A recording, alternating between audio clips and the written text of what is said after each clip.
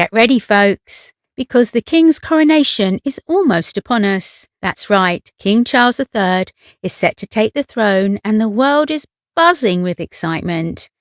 But while we're all eagerly anticipating this historic event, there's one question on everyone's mind. Will Prince Harry and Meghan Markle attend? Unfortunately, it's still up in the air whether or not the Duke and Duchess of Sussex will be there to witness the crowning of King Charles. But if they do show up, don't expect to see them on the famous Buckingham Palace balcony with the rest of the royal family.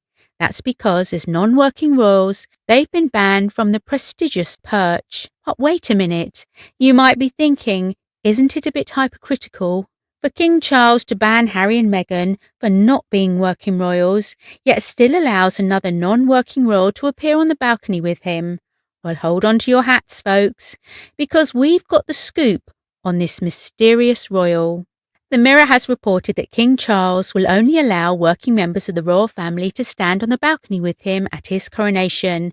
And yet, there's one exception to this rule. Sir Timothy Lawrence, husband of Princess Anne, who will be joining the rest of the working royals on the balcony. Now, you might be scratching your head and wondering who the heck Sir Timothy is.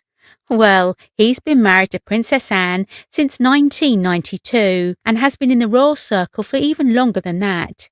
In fact, he was an equerry, a fancy way of saying personal assistant, for Queen Elizabeth back in the 80s when he first met Anne. Despite not being a working royal himself, Sir Timothy often accompanies his wife on her royal duties and engagements. And while he may be described as the invisible family member, he's no stranger to standing in the spotlight. He's been on the balcony next to his wife for every major royal event, so it's safe to say he knows his way round the palace. But enough about Sir Timothy. Let's get back to the coronation. In addition to the balcony drama, more details about the big day have been released by the palace. According to CNN, there will be 2 processions through the streets of London on Coronation Day.